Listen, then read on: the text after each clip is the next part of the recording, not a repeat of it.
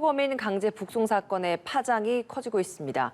대통령실이 반인륜적인 범죄라며 철저한 규명을 다짐하자 민주당은 안보를 인질로 한 정치 공세라고 맞받아쳤습니다. 한편 구구 유튜버의 누나가 대통령실에 근무한다는 논란이 일었습니다. 당사자는 사직서를 냈지만 논란은 커지고 있습니다. 관련 내용 포함한 정치권 이슈들 최수영 시사평론가, 서영주 더불어민주당 상근 부대변인 모시고 이야기 나누겠습니다. 두 분 어서 오십시오. 안녕하세요. 안녕하세요. 네, 이번에는 2019년 발생한 탈북어민 강제 북송 사건이 정치권의 뜨거운 감자가 되고 있습니다. 반인륜적인 범죄다. 대통령실과 여당은 이렇게 주장을 하고 있지만 민주당은 정치 공세다라고 반박을 하고 있습니다. 먼저 양측의 관련 발언 듣고 오겠습니다. 만약 귀순 의사를 밝혔음에도 강제로 북송을 했다면 이는 국제법과 헌법을 모두 위반한 반인도적, 반인륜적 범죄 행위입니다. 어떻게든 끌려가지 않으려고 발버둥치는 모습은 귀순 의사가 전혀 없었다던 문재인 정부의 설명과는 너무나 다른 것입니다. 이 사건의 진실을 낱낱이 규명하겠습니다. 범죄인 인도 차원에서 인도를 한 건데 이거를 반인도적 범죄 행위로까지 규정하시는 건 좀 과도한 것 같아요. 그럼 그분이 16명을 죽인 거는 그러면 뭐 인도적인 건가요? 관련 법령에도 저런 명백한 흉악범이 내려오면 귀순으로 인정하지 않는 조항이 있거든요. 이 문제는 전 조금 대통령실이 무리하는 게 아닌가 좀. 네, 탈북어민 강제 북송 사건과 관련해서 대통령실은 강제 북송된 것이 맞다면 반인륜적인 범죄다. 지금이라도 진상규명 철저하게 해야 한다. 이런 입장이라면 야당에서는 과도한 여론몰이이자 안보 정치 공세다. 뭐 이런 주장을 펴고 있습니다. 어떤 의견이십니까? 그러니까 지난번에 서해 공무원 피격 사건이 국민보호라는 국가의 어떤 본원적 책무에 대한 그런 것을 들여다보는 사건이라면 이번 사건은 과연 이제 우리가 인류의 보편 가치인 인권과 생명 존중이라는 데 대해서 국가가 어떤 의미를 다했고 그 과정과 절차에서 법에 대한 위반 여부와 함께 그거는 보편적 정신 가치에 대한 어떤 그런 혜택은 없었느냐 이런 것들을 좀 들여다보는 거라고 생각합니다. 그러니까 민주당이 주장하는 것처럼 과거 일 이것도 들추어내고 북한 문제 들추어내가지고 뭐 종북몰이를 한다든가 뭐 이런 적폐청산한다든가 이런 차원이 저는 있다고 생각하지 않습니다. 왜냐하면 잘못이 있었거나 그 당시의 법 절차에 대한 무리한 어떤 그 위반이 있었다 그러면 그런 시간이 지나더라도 당연히 조사하고 진상규명을 해야 될 거 아니겠습니까? 예. 저는 이번 사건에 대해서 너무 그러니까 이 사건이 사실은 서훈 국정원장 전 국정원장이 지금 이게 이 과정에서 이 조사 과정에서 과연 이제 축소 지시를 했느냐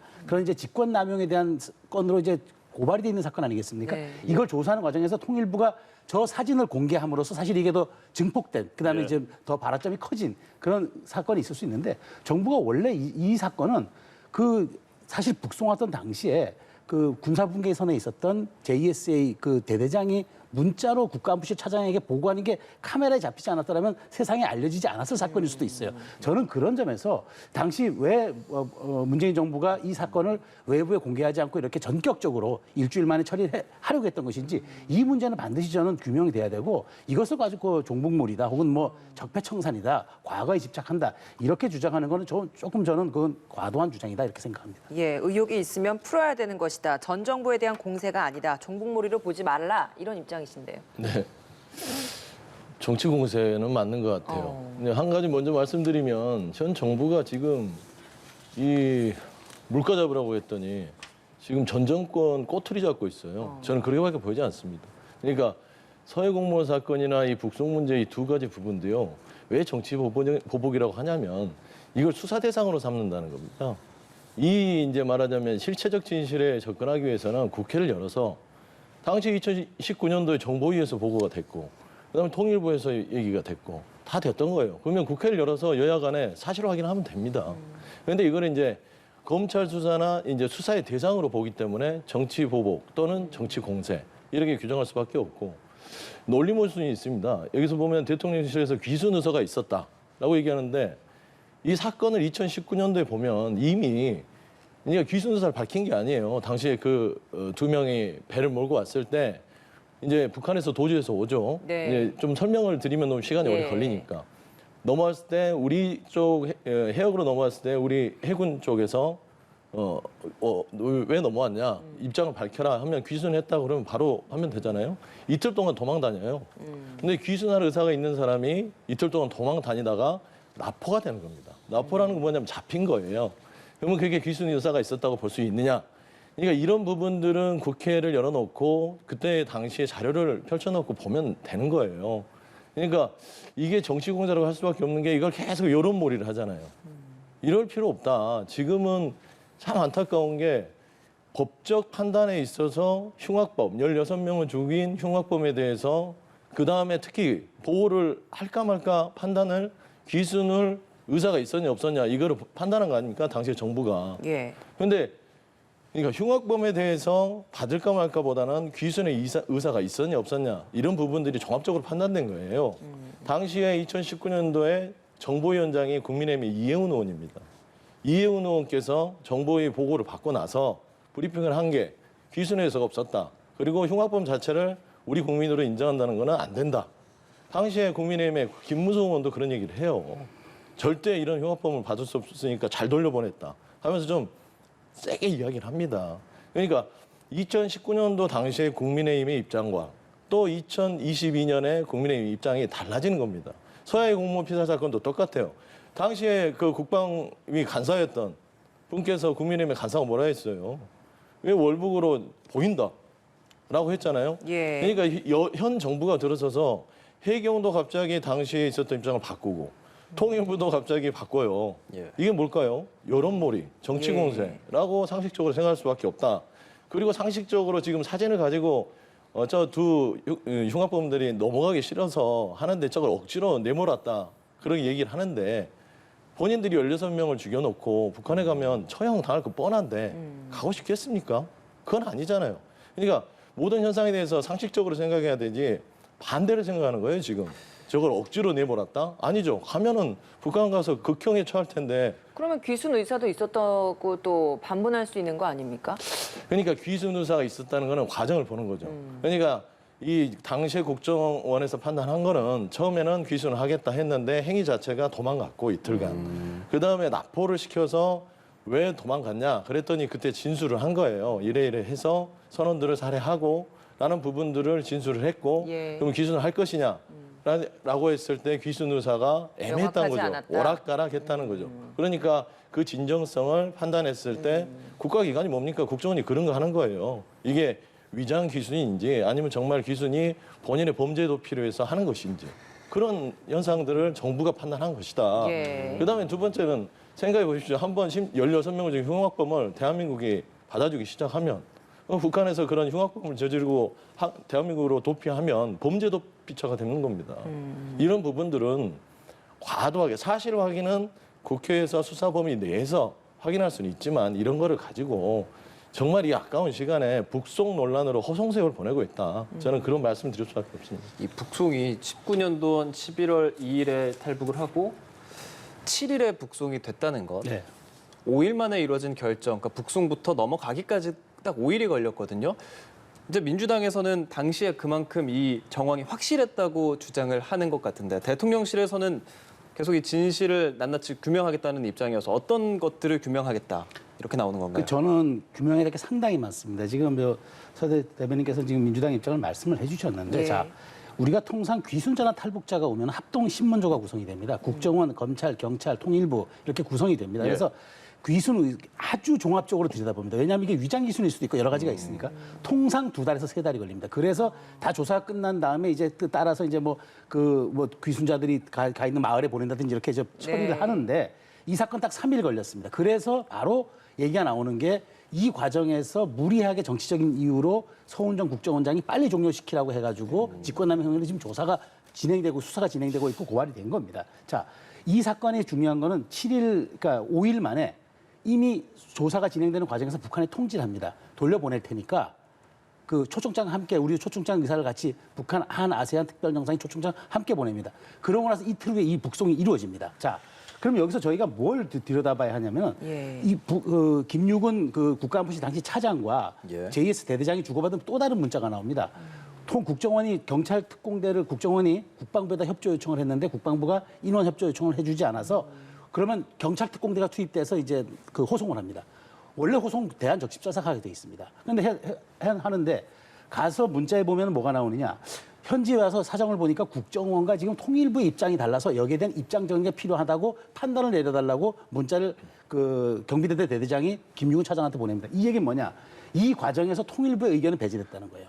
국정원과 통일부가 원래 합동신문조가 끝나면 합동신문조 얘기는 공식적으로 이거는 기록에 남는 사안이기 때문에 예. 다 함께 조사에 들어가는데 네. 통일부가 배제됐다는 걸 암시하는 겁니다. 그리고 이런 과정들이 사실은 그 당시 언론 취재라든가 이런 게 알려진 게 아니라 그게 문자에 포착되면서 이루어진 거예요. 그러니까 저는 이 과정에서 왜 2-3달 걸리는 건 3일밖에 안 했는지, 그리고 북한에 이틀 전에 왜 먼저 이 사람들 돌려보내겠다고 하는 것인지, 그리고 이 사람들이 16명을 죽였다고 하는데 지성호 의원은 북한 배의 구조상 그렇게 쉽게 2명이 16명 죽일 수 없다는 겁니다.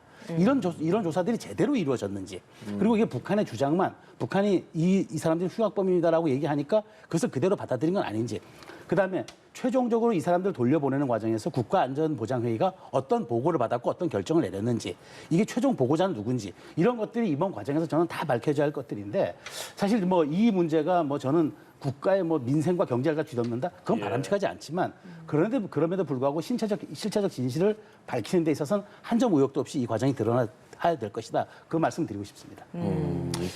바로 말씀 들어보겠습니다. 그러니까 이제 이런 부분들이 잘못 알려진 거예요. 2명이서 16명을 죽인 게 아니라 3명이서 죽였죠. 당시에 진술한 내용은 국정원에서 파악을 해서 정보에 보고한 내용은 그렇습니다. 3명이서 16명을 죽이고 나서 북한으로 올라갑니다. 예. 올라가서 그 어떤 도피 자금을 마련하기 위해서 1명이 육지로 가죠. 그러다 그리고 잡히죠. 2명이 남아있는데 1명이 있으니까 그 사람들이 도망을 칩니다. 왜 도망을 치냐면 북한군이 쫓아오니까. 예. 그래서 남한 NLL로 넘어오니까 우리 해경이 가서 그럼 뭐냐? 너희들 정체를 밝혀라 했을 때 우리는 귀순합니다라고 하면 대부분 귀순을 받아서 말한 대로 정상 절차에 따라서 귀순자로 인정을 해서 귀순사에 따라서 1달, 2달 이렇게 조사를 하게 돼 있어요. 근데 가만히 보면 이건 납포가 됐다는 건 이틀을 도망 다녀요. 해상에서. 그 배가요. 그러니까 그걸 격추시킬 수는 없으니까. 그래서 이걸 포위를 해서 끌고 옵니다. 예. 그게 이틀이 걸렸기 때문에 결국에 납포자를 데리고 와서 우리가 신속하게 조사를 했더니 본인들의 진술에 따라서 본인들은 이런 행위를 저질렀다라는 것들이 현상이에요. 그런데 그 현상은 흉악범이다라고 우리가 주장하는 부분들은 본인의 진술인데 그 진술마저 못 믿겠다. 왜 진술이 뒤집었거든요, 나중에. 이런 얘기들이 있습니다. 그런데 따지고 보면 범죄자가 처음에 진술한 부분들을 못 믿는다? 뭐 조사가 정확하게 안 된다. 어건에 북한에 가서 어떻게 합니까? 북한에서 이들을 흉악범이라 한 게 아니라 본인들이 입으로 진술을 한 거예요. 예. 그래서 그 조사 과정에 나온 것이고 여러 가지 정황을 봤을 때 이거는 귀순자로 보기 힘들다. 빨리 결정을 해서 돌려보낸 겁니다. 근데 이거를 뭐 몇 달 안에서 이거는 뭐 뭔가 좀 미심쩍다? 아, 흉악범들인데 이거 인권을 보호줘야 되는데 뭐 야박하게 대한민국에서 보냈다?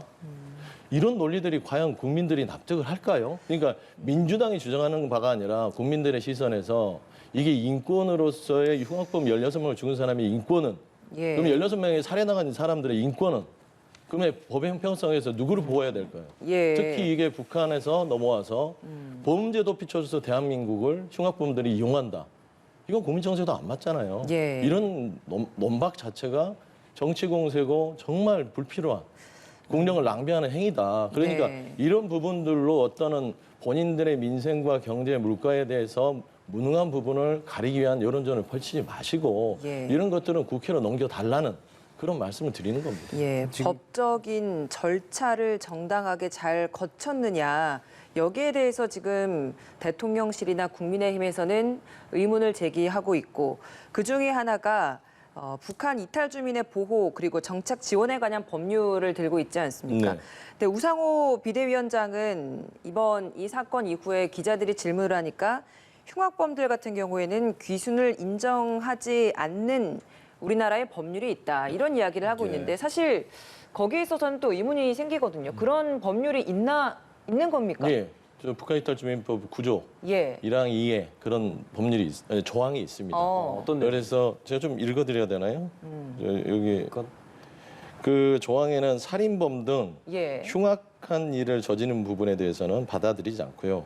위장, 탈북 이런 부분들. 그러니까 이게 보면은 보호 결정의 기준이 있습니다. 제9조. 그러니까 이제 그런 부분이 그렇죠. 보호를 해주지 않고 정착할 수 있는 지원금이나 이런 지원 토대를 마련해주지 않는 것이지 귀순 자체를 인정하지 않는 것과는 다르다 이런 지적을 하는 거거든요. 그러니까 이제 법 해석을 잘못하는 거죠. 아, 그래요? 보호 결정의 기준이니까 보호라는 거는 귀순을 받아주는 그런 기준이 되는 겁니다. 그래서 뭐 항공기 테러범, 예. 살인자들 이런 건 아예 이건 국제법에도 항공기 테러범이나 이런 흉악한 살인범들은 국제법에서도 난민법에서도 받지 않습니다. 그런 기준이 있어요. 예. 그런데 지금 보면 이런 중범죄를 저지르고도 귀순을 해서 지금 국내에서 정착해서 살고 있는 탈북민들이 지금 23명이나 예. 있다. 이런 언론 기사도 있지 않습니까? 그러니까 이제 이런 케이스들이 이제 표면적인 것인데 예. 그러니까 23명의 사람들이 와서 있는 거는 이 상황과는 좀 다른 케이스죠. 이 사람들은 귀순 의사를 밝히고 나서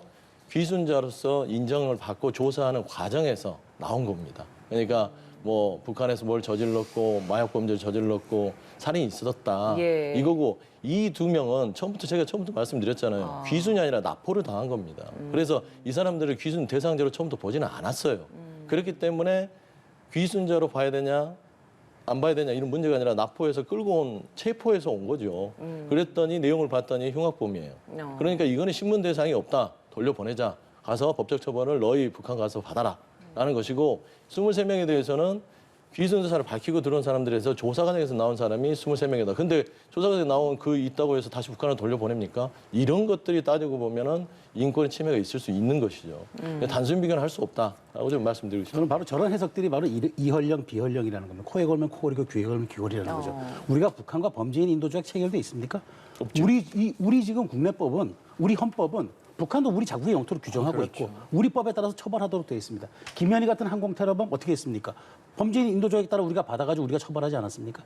그러니까 이런 일들이 이제 벌어나면 정치적인 환경과 그런 상황에 따라서 정권이 자의적으로 해석한다. 그럼 매뉴얼을 제대로 지켰느냐? 그럼 지금 법으로 명확히 규정돼 있는데 돌려보낼 수는 있습니다. 그러나 정말 그러면 우리 이 사안 자체가 공개가 돼가지고 우리 국민 납득할 수 있는 상황에서 충분한 조사를 거친 다음에 그렇게 해서 여론의 지지를 받으면서 돌려보냈다 했으면 지금 이런 문제가 안 생겼을 겁니다. 한 아세안 특별정상회의를 바로 목전에 두 시점에 이 일이 벌어지니까 그 시기에 맞춰서 혹시 이런 일이 정치적으로 꽤 맞춰서 이런 일이 벌어지지 않았냐는 의구심이 충분히 나타나게끔 그렇게 일련의 지금 조사 일정들이 짜져 있다는 거죠. 예. 이런 점들을 이제 우리가 들여다보자는 거고 이 과정에서 법적인 해석과 법적인 적용이 올바랐는지 그리고 이런 판단에는 법리 이외에 정치적인 판단은 혹시 개입하지 않았는지 이런 점들을 우리가 들여다보자는 거지 이걸 가지고 사실은 이미 저 사람들에 대해 이제 행적도 확인할 수 없는데 예. 이게 이제 흉악범이다 아니다 이 논쟁이 저는 이것보다도 이들이 과연 그럼 우리가 귀순자들이나 탈북자들 받을 때 만들었던 매뉴얼과 법을 제대로 지켜가면서 이들을 돌려보냈고 뭐 그다음에 북한에 보냈느냐 이런 것들을 꼼꼼히 들여다보고 향후 앞으로 모든 정부 정책은 원칙과 매뉴얼에 따라서 해야지 이렇게 자의적으로 해서는 안 된다라는 그런 교훈을 남기면 이 사태가 또 주는 것도 나름대로 의미가 있지 않겠습니까? 저는 그런 점에서 봐야지 이걸 가지고 너무 지엽적인 부분만 들여다보고 그러면 16명 죽은 사람이 인권이 아니냐 이런 식의 논쟁들은 이 사건의 좀 실체를 좀 흐리게 할 수 있다라는 점 말씀드리겠습니다. 아니, 저는 너무 답답해요. 지금 16명을 죽인 흉악범에 대한 인권을 논쟁하느라고 지금 국민들 죽을 맛입니다. 물가 보세요. 경유가, 기름값, 밀가루값 지금 하루가 다르게 올라가서 지금 막 가슴을 치고 있는데 이거 하고 있습니다. 생각해 보십시오. 이걸 꼭 이렇게 해야 됩니까? 예. 이렇게 북한에서 너무 납포된 사람이 흉악범의 인권을 그렇게 주장할 것 같으면 말하자면 유우성 간첩 조작 사건으로 그 사람 인생을 망친 인권은 어떻게 그런 데에 더 집중을 하시는 게 훨씬 더 말하자면 국민의힘이 말한 자유와 인권의 어떤 가치다. 왜 흉악범들의 인권 논의하면서 이 국력과 대한민국의 지금 경제 상황을 외면하냐. 이건 말도 안 된다고 저는 생각합니다. 예, 이 탈북 어민 사건도 그렇고 서해 피격 공무원 사건도 그렇고 인권, 보편적 가치나 국민 보호 차원에서 바로잡아야 될 부분이다. 이 부분에 있어서는 모두가 공감할 수 있을 겁니다. 그럼에도 불구하고 왜 지금이냐. 여기에 대한 지적을 할 수밖에 없을 것 같아요. 글쎄요, 뭐 저는 왜 지금이냐 하는 예. 부분에 대해서는 지금의 어떤 정권이 바뀌다 보니까 여러 가지 기록물상, 저 사진 사실 통일부가 그때 찍은 사진인데 왜 또 지금 공개가 되겠습니까? 그러니까 그 당시에는 여러 가지 이유로 공개하지 않은 것 아니겠습니까? 그러니까 이런 이제 제한적, 아까 그 김무성 의원과 이혜원 의원이 당시에 이제 그런 이야기를 했기 때문에 지금 국민의힘이 앞뒤가 안 맞는다 모순점을 지적을 하셨는데 저는 그렇습니다. 만일 그 당시에 국정원이라든가 통일부라든가 검찰이라든가 모든 권력기관을 갖고 있는 사람들의 그 이제 종사하는 분들이 어떤 그 정권의 그 정권의 아무래도 그 여러 가지 그 통제를 받을 수밖에 없으니까 제한적 정보를 제공했다 그러면 제한적 판단할 수밖에 없잖아요. 저는 이제 그런 것들이 지금 정권이 바뀌었기 때문에 적폐청산 차원에서 다 드러내자 이런 것들이 아니라 진실과 실체를 규명하고 저는 이 사건이 주는 함의가 그런 거예요. 앞으로 국가 본연의 책무에 충실하자. 그리고 모든 것들은 매뉴얼과 원칙에 따라서 운영하자. 이런 것들이 확인되면 될 일이지. 예. 다만 이 시기냐는 점에서는 저는 그렇습니다.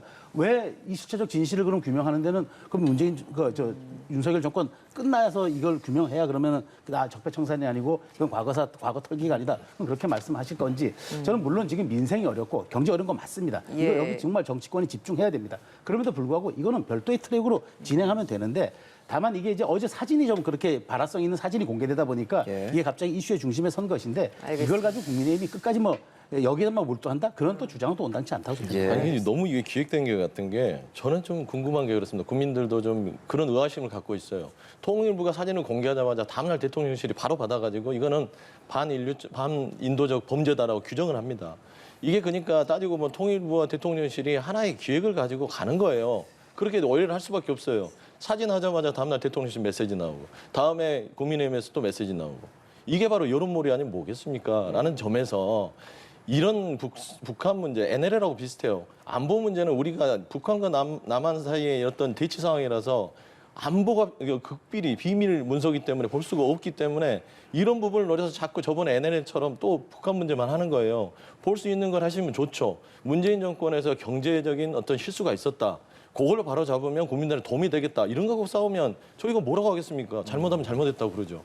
근데 이런 부분을 가지고 정말 해야 될까요? 저는 좀 그런 궁금증이 있습니다. 예, 지금 검찰이 국가정보원을 압수수색한 상황이고 수사 상황에 따라서 갈등의 가능성은 더 커 보입니다. 지금 계속 말씀하시는 게 민생이 중요한 상황인데라고 말씀합니다. 여야가 원구성 협상을 두고 계속 지금 대립을 하고 있는 상황인데 재헌절까지 원구성을 하겠다 여야 원내대표가 밝혔습니다. 하지만 지금 상임위 배분을 두고는 원하는 바가 좀 다른 것 같습니다. 관련 발언 들어보시죠. 오랜 국회 관행상 법사위원장과 운영위원장은 당연히 국민의힘에서 맡아야 되고 국가 기능과 국가 조직의 근본에 해당되는 행안이라든지 과방이라든지 이런 부분에 대해서도 당연히 국민의힘에서 맡아야 된다. 행안위와 과방위를 제외한 그 어떤 선택도 국민의힘의 입장을 존중할 것입니다. 민주당은 행정안전위원회와 과학기술방송정보통신위원회만큼은 국민의 민주적 기본권 지키겠다라고 하는 차원에서 반드시 맡아야 한다. 네, 이번에는 행정안전위원회, 과학기술정보방송통신위원회 두 개를 놓고 다툼이 벌어지는 듯합니다. 민주당은 행안위와 과방위를 준다면 법사위와 운영위를 주겠다. 이런 조건부 입장을 달았고 여당은 법사위원장이랑 운영위는 당연하고 지금 말한 두 위원회도 당연히 국힘 몫이어야 한다. 이런 입장인데요. 여당은 왜 이렇게 주장을 하는 건지. 그러니까 18개 상임위가 국회에 있는데 지금 사실 그 의석수에 따라 분포라면 11대 7이면 됩니다. 근데 이제 어떤 걸 갖게 되느냐가 중요한 그렇죠. 건데 이제 과거에는 사실 이 두 상임위가 행안위는 이제 아무래도 우리 이제 국가의 이제 기본적인 행정 절차를 맡는 이제 행안부를 관장하는 곳이고 경찰을 관장하는 곳이라 여당이 맡았습니다. 과방위도 마찬가지인데. 근데 중요한 거는 이제 와서 이제 그 법사위 논쟁은 이제 넘어갔고 왜 이걸 갖게 되느냐. 행안위 아무래도 이번에 경찰국 신설 때문에 그런 것 같아요. 그러니까 기본적으로 그 야당에서는 이 경찰국 신설이 뭐 또 다른 뭐 치안본부의 부하이라고 주장을 하시니까 들여다봐야 되겠다. 그럼 우리가 이걸 보고 여기서 여러 가지 이제 말하자면 공박을 하면서 문제를 이제 좀 더 키워나가겠다 이런 좀 전략인 것 같고 과방위는 좀 그렇다고 봐요. 그러니까 과방위가 왜 얼핏 생각하면 뭐 그렇게 중요하냐 이렇게 생각하지만 사실은 이게 미디어를 관장하는 곳이기 네. 때문에 아무래도 이제 또 여당 입장에서는 5년 동안 지난 문재인 정부 5년 동안 너무 미디어 환경과 언론 환경이 기울어진 운동장이다 이렇게 지금 얘기를 하고 주장을 하고 있고 또 민주당 입장에서는 이것을 최소한 언론만큼 우리가 또 해야 되겠다 이렇게 지금 주장하는데 어제 송원석 의원이 조금 진일보한 입장을 냈더라고요. 자, 이거 그렇다면 우리 둘 중에 하나씩 나눠 갖자라고 지금 얘기를 했어요. 그렇기 때문에 이제 또 공이 이제 민주당에 넘어간 셈이 됐는데 저는 그렇게 생각하는 게 맞다고 봐요. 그러니까 과거의 관례대로 하면 여당이 맞는 건 맞는데 그러나 국회가 정상화돼야 되고 7월 17일 재연절까지는 어떻게든 국회가 또 헌법에 부끄럽지 않게 국회를 이끌어야 되잖아요. 그렇다면 하나하나씩 그건 뭐 어디를 나눠 갔는지에 대해서는 원내대표들끼리 절충하면 될 문제인데 저는 이 문제를 가지고 더 끈다는 거는 국민적인 어떤 그런 말하자면 호응에 대해서 더 그 찬물을 끼얹는 그런 것들이기 때문에 이 문제 길게 갈 것 같지는 않습니다. 그러니까 하나하나 받는 쪽으로 갔는데 어느 것을 여야가 나눠 가질지는 뭐 원내대표끼리 조율하면 될 것 같습니다. 나 하나하나 맞자 뭐 이런 거에 민생에 대해서 이제 중요하다고 목소리를 높여주셨으니까 충분히 뭐 가능합니까 협의가? 그러니까요. 뭐 17일까지 기다릴 필요 있어요. 빨리빨리 하시지. 근데 저는 그렇게 생각을 해요. 빨리 원구성 협상은 빨리 끝내는 게 좋다. 근데 국민의힘이 욕심이 참 많은 것 같아요. 아니 정권도 가져가고 지방선거도 가져가고 심지어 이제 법사위도 우리가 줬잖아요. 주기로 해서.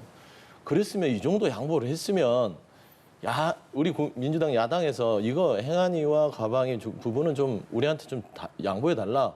그러면 좀 주면 어떻습니까? 그런 아량도 없이 다 가지려고 하면 욕심쟁이죠. 저는 그런 생각으로 계속 버티면 원구성 협상이 어렵다. 네. 근데 이제 행안위가 의미하는 바와 과방위가 의미하는 바는 말씀하셨다시피 지금 윤석열 정부 들어서 야당에서 굉장히 우려하는 부분들은 검찰, 경찰, 국정원까지 다 장악이 되어 있는 상황입니다. 그러면 하나가 뭐가 남았냐? 행안위는 이제 경찰국 부분에 대해서 따져야 되고요. 이거는 15만 경찰들이 지금 들고 일어나 있습니다. 지금 상임위가 안 열려서 그렇죠. 이건 상임위가 열리면 반드시 따져야 됩니다. 이건 뭐 시행령으로 할 건지 법이 필요한 건지 이런 것부터 하면 너무 많고 특히 과방위는 말하는 대로 미디어, 방통위가 있습니다. 그 부분인데 이 윤석열 정부에서 그러면은 검찰, 경찰, 국정원까지 다 장악을 하고 언론까지 장악하려고 하는 것이냐라는 염려를 했을 때는 민주당 입장에서는 과방위만은 조금 더 민주적 통제를 가질 수 있도록 우리가 견제를 하겠다라는 의미에서 이거는 양보를 요구한 것이에요. 그러면 그 정도 견제와 균형은 솔직히 나라의 건전한 발전을 위해서도 맞는 얘기입니다. 그런데 그조차도 지금 뭘 염두에 둔지 모르겠지만 국민의힘은 이제 좀 욕심을 좀 내려놓으시고 저희 집권 여당으로서 좀 이렇게 아량을 좀 베푸는 것도 결국에는 민생을 빨리 정상화시키는 지름길이 될 것이다 라는 좀 말씀 드리고 싶습니다. 민주당은 둘 중 하나 정도는 양보할 수 있다고 생각하십니까? 행안위와 과방위 쪽에서요? 예. 다른 걸 양보해야죠. 근데 원래 상임위가 국토위도 있고 산자위도 있고요.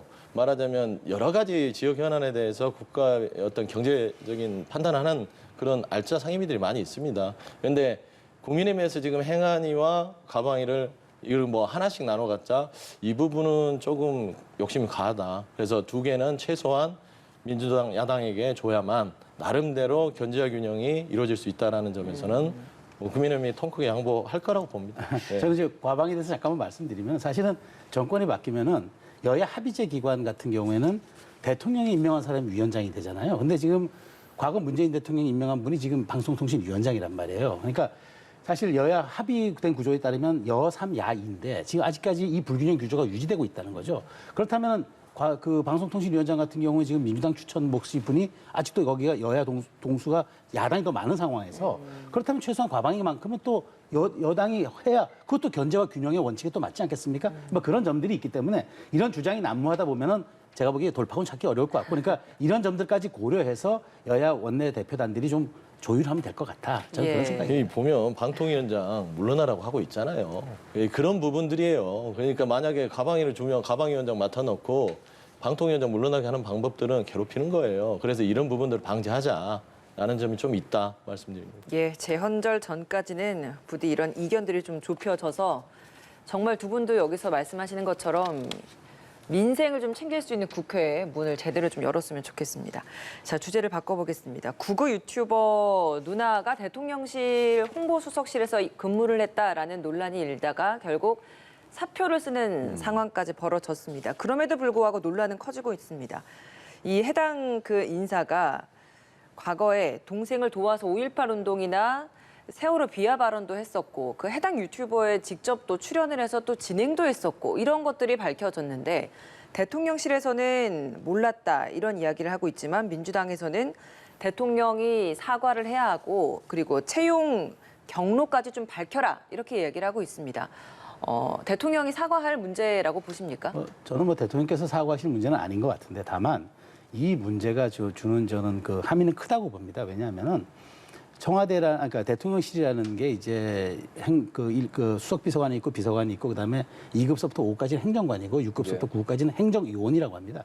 물론 하위 직급이긴 해요. 그럼에도 불구하고 어쨌든 대통령실의 요원으로 참석한다 그러면은 사실은 그 과정에서 투명하게 이제 말하자면 검증도 이루어져야 되고 그다음에 뭐 절차에만 밟았겠죠. 그렇지만 과연 그렇다면 여기에 대한 과거 행적들이 어떤지 한번 들여다봐야 되는데 대통령실이 만일 이거를 몰랐다면 시스템에 좀 문제가 있는 거고 알았다고 했는데 그 같다면 이거는 현실을 너무 안이하게 인식한 거다. 저는 이렇게 생각이 되거든요. 저는 인사라는 건 이렇습니다. 일단 저는 뭐 인사라는 거는 법적인 부분을 넘어서 국민 정서, 민심에 부합되는 부분이라 우리가 그러잖아요. 국민정서법이라는 말을 가끔 쓰지 않습니까? 예. 정서에 반하면 안 돼요. 그러니까 인사는 결국 민심을 얻기 위해서 하는 행위 과정과 절차이기 때문에 저는 이런 점에서 조금 너무 소홀했다. 그리고 전문성을 갖고 채용을 했다. 뭐 충분히 컨텐츠 부분과 영상 편집에 그런 여러 가지 장점이 있었다. 그렇다면 그걸 설명을 해서 계속적인 일을 이어갈 수 있도록 해야 되는데 바로 사표를 또 받았단 말이에요. 물론 본인이 사표를 냈다고 하니까 이런 점에서 채용 과정에 아무런 문제도 없었겠지만 저는 민심에 부합하지 못하는 인사는 아무래도 이것이 지지를 받긴 좀 어렵지 않습니까? 그런 점에서 지금 이분은 내려놨는데 어쨌든 이런 계기들이 좀 투명하게 인사정보관리단까지 출범시켰으니까 절차도 중요하지만 일단 과정에서 그 모든 것들에 국민 정서를 거스리지 않는 그런 스크린하는 과정들도 조금 대통령실 이제는 2달 좀 지났으니까 그런 점들을 좀 보완해야 될 필요는 있겠다는 말씀드리겠습니다. 예, 민주당 입장 바로 듣겠습니다. 그러니까 그 유튜버를 그러니까 그 유튜버의 동생을 채용한 부분들이 문제가 된다라고 했을 때는 연좌제 주장을 할 수 있죠. 그런데 출연을 했었어요. 그렇잖아요. 그리고 그 성향 자체가 이미 극우적인 성향을 갖고 있습니다. 지금도 그 오빠는 그 문재인 전 대통령 사저 앞에서 동생이죠. 동생은 온갖 심한 욕을 하고 있죠. 과연 이게 국민 눈높이를 생각하는 인사일까? 물론 이제 행정관 정도 수준이겠지만 도대체 이 윤석열 정부는 인사는 과연 어떤 기준으로 되고 있는가? 국민들은 그걸 지켜보고 있는 거예요. 이 지지율 급락에는 인사가 가장 크잖아요. 인사는 말씀대로 내용보다 태도가 중요합니다. 네. 그러니까 어떤 태도를 가지고 해야 되냐면 국민의 눈높이에 맞냐 안 맞냐를 굉장히 그 기준으로 삼아야 됩니다. 근데 제가 봐서는 어느 것 하나 지금 맞는 게 별로 없어요. 특히 이분도 들키니까 도망간 거죠. 안 들켰으면 또 그 대통령실에서 근무를 했을 거 아닙니까? 그런 거를 보면 참으로 안타깝다. 그리고 어떤 경로로 이분이 그거 유튜브라고 그거를 빼다 유튜브가 어떤 영상, 편집 이런 부분들이 전문성이 있다 하더라도 더 능력 있는 분들이 많을 거 아닙니까? 근데 왜 여기 왔겠습니까? 어디 캠프에서 도왔거나 또 누구 소개로 해서 누구누구를 통해서 올 수도 있죠. 김건 여사님도 있을 수 있고 다른 사람도 있을 수 있어요. 그러니까 저는 이런 부분들이 국민들은 의아하게 생각하는 거예요. 인사 기준은 뭐지? 한동훈 법무장관한테 인사정보관리단 줬는데 뭐 하고 있는 거지? 이런 부분들은 말뿐이고 결국에는 명분, 자기 식구들끼리 그러니까 보통 끼리끼리 해먹는단 말을 하더라고요, 국민들은요. 그런 거 아니냐라고 하기 때문에 빨리 인사정보관리단이 들어선 만큼 인사 시스템을 제대로 빨리 정립을 하는 것들이 국가 운영에 아주 중요한 기준이 될 것이다 라는 좀 말씀드리고 싶습니다. 예, 알겠습니다. 이런 가운데 국민의힘 이준석 대표 자맹을 이어가면서 SNS에 이렇게 글 조금씩 올리고 있었는데 어제는 사진이 올라왔습니다. 광주 무등산에 등반한 사진 지금 나오고 있죠. 이렇게 글과 함께 사진을 올렸는데 조금 늦었을 뿐 잊지 않겠다라는 글까지 올렸습니다. 평론가님, 이 SNS 어떻게 보셨습니까? 저 SNS는 이준석 대표의 존재감을 현재까지 드러낼 수 있는 사진 중에서 가장 강렬해 보여요. 왜냐? 나를 잊지 말아달라는 얘기죠. 내가 광주를 끌어안는 서진 정책을 내가 해서 더 이겼고 그다음에 광주에서 어쨌든 광주시장, 전남지사, 전북지사 후보들 전부 국민의힘이 15% 이상 득표하지 않았습니까? 그다음에 이제 2030의 지지 이런 것들에 대한 기억들을 소환해내고 대선 승리 누가 있었습니까? 저 이준석입니다라고 말을 하고 싶은 거죠. 사실 저 사진이 그리고 돌아오겠다 이야기, 그다음에 약속 지키겠다 이야기들은 이제 본인이 앞으로도 어떤 이제 과정과 6개월이 지나서라도 올 수 있는 이런 여지를 남겼는데 일단 변수는 수사 결과가 되겠죠. 경찰의 수사가 어떻게 진행되느냐에 따라서 또 다른 변곡점이 오기 때문에 이준석 대표가 지금 조금 로키로 낮은 자세로 가면서 본인의 존재감을 확인하는 그 서석대 사진이라고 저는 생각을 합니다. 예. 광주입니다. 네. 지역이. 민주당 이거 어떻게 보셨습니까? SNS. 말씀하신 대로 근데 표정이 슬퍼 보이네요. 그러니까 화나고 좀 자신감 있던 표정보다는 좀 애잔한 마음은 있어요. 참 정치 야박하다는 생각이 들어요. 대선과 지선을 다 승리한 젊은 당대표를 쫓아내고 토사구팽을 당한 심정으로 본인이 당시에 어떤 전적을 이뤘던 광주에 가서 저렇게 이야기를 하는 걸 보면서 다시 돌아올 건 준비하는 거는 맞지만요. 저는 그렇습니다. 지금 이준석 대표는 6개월 뒤에 복귀하겠다는 뜻을 지금 밝힌 바가 있잖아요. 그러니까요. 당원권 정지 6개월 뒤에 당대표를 포기하지 않겠다라. 그러니까 자진 사퇴를 안 한 거는 결국엔 그 얘기를 하는 거잖아요. 6개월 동안에는 저 징계는 받아들이겠다라는 의도라고는 뜻이라고는 해석을 해야 되는 겁니까? 그렇죠. 그러니까 출구 전략을 짜는 거죠, 지금. 6개월 동안 본인은 말하자면 자진 사퇴를 해야 됨이 마땅한데 그냥 이렇게 물러날 수 없으니까 지금 아마 윤핵관들과 얘기를 하고 있을 거예요. 아니면 그 중간에 브릿지가 있을 거예요. 그래서 이준석이라는 지금 말하자면 당원권 정지 6개월을 당한 당대표에게 출구 전략을 열어주고 그리고 본인들도 당의 내용을 빨리 수습하고 그게 맞지 않겠습니까? 국민의힘이 6개월 동안 따지고 보면 권선동 원내대표가 직무대행까지 다 하는 상황에서 당이 6개월 동안은 존재하잖아요. 이준석 대표 6개월 뒤에는 복귀해도 되는 겁니다, 당대표로. 네. 그러면 굉장히 혼란스럽거든요. 그러면 윤핵관들도 이준석 대표를 출구를 열어줘서 좋은 지점에서 나가게 해주고 이준석 대표를 그래도 본인도 본인 정치해야 될 거 아니에요. 예. 수사 결과도 수사 결과지만 저는 그 수사 결과 이런 여러 가지를 포함해서 좀 여러 가지 딜들이 이루어지고 있다. 그런 면에서 나 예전에 이렇게 열심히 일한 거 기억해, 잊어먹지 마라는 메시지를 준 것 같아요. 6개월 후에 돌아오겠다 뭐 이런 메시지였다 이런 얘기 하시는 것 같습니다. 자, 민주당 이야기 짧게 한 번만 질문 드려보겠습니다. 박지현 전 민주당 비대위원장 당의 출마 불허 결정에도 출마를 하겠다라고 얘기를 하면서 우상호 비대위원장과도 만났습니다. 하지만 우 비대위원장은 한 번 논의된 건 재논의할 수 없다 이렇게 이야기를 했는데 그럼에도 불구하고 우 비대위원장 만나고 나서 박지원 전 위원장이 하는 이야기는 자신의 결정을 존중한다고 했다. 이런 이야기를 하고 있습니다. 자, 출마를 하고 싶다라고 해서 할 수 있는 건지 그리고 이런 처음 결정이 나면 받아들이겠다라고 했다가 계속해서 이렇게 출마를 고집하고 있는 이 행동은 어떻게 받아들이시는지 궁금합니다. 저는 박지원 위원장이 철저히 지금 여론전에 돌입했다고 생각합니다. 그러니까 법적인 절차, 사실 지난번 당무위원회에서 의결해 줬으면 출구가 열렸죠. 그러니까 이런 거죠. 본인이 하고 싶은 얘기는 자, 김동연 지금 경기지사 같은 경우에는 자기가 안 돼도 그렇게 경선 나가게 해주더니 나는 왜 안 된다는 거야. 그러니까 내가 비대위원장까지 했으면 거의 당의 고문급인데 왜 나에게 이렇게 출구를 봉쇄하는 거야. 내가 진로를 봉쇄하는 거지. 이 질문을 직접적으로 할 수 없으니까 저런 식으로 국민에게 이제 호소하는 거죠. 이제는 저는 제가 보기 박지원 전 위원장은 사실 이제 이재명 의원과 다시 이제 한 배를 탈 가능성은 낮아 보여요. 오히려 이재명 의원의 대척점에 있음으로써 반 이재명 혹은 혁신의 아이콘으로 본인이 좀 뭔가 이제 좀 대중들에게 국민들에게 전달하고 소구하기 위해서 저런 전략을 쓰는 것 같아요. 그렇지만 현실적으로 어떻게 방법이 있겠습니까? 더군다나 뭐 우상호 위원장이 뭐 지금 특혜 시비에 대해서 본인이 당무위에 가지도 않겠다고 얘기했는데 다시 어떻게 주겠어요? 그러니까 저는 박지원 위원장이 저런 식의 여론전을 펼치면서 이제 SNS라든가 저런 이제 영상 혹은 저런 메시지를 통해서 계속적인 앞으로 좀 본인의 민주당의 혁신 아이콘으로 좀 자리매김하려는 그런 전략적 지금 발언의 일환으로 보입니다. 근데 이 박지원 전 비대위원장 출마 길 열어줘야 된다라고 하는 당내의 목소리의 그 근거는 어대명이라는 전당대회 이 분위기는 결국에는 민주당에게도 좋지 않다. 이런 이야기를 하는데 어떤 의견이십니까? 그게 꼭 박지원 위원장일 필요는 없죠. 그렇지 않겠습니까? 뭐 다 지금 뭐 70세대들 많이 나와서 하고 있고 그다음에 최근에 뭐 보니까 젊은 이동학 전 최고위원도 지금 당대표 준비를 하고 있는 걸로 있어요. 그러니까 어대명이 민주당의 성장을 위해서는 좋은 말은 아닙니다. 정말 어느 정도 팽팽하게 경쟁을 하는 게 맞죠. 근데 박지원 전 위원장 같은 경우는 제가 봐서는 이준석 전 대표를, 아니, 저는 아니죠. 이준석 대표를 봐야 되는데 과유불급입니다. 뭐든지 본인이 너무 과하게 가면 그게 잃는 게 많아요. 그러니까 박지원 위원장이 우상호 의원 그랬을 거예요. 뭐 말리지 않겠다, 존중한다 이런 부분들은 등록하는 걸 왜 말립니까?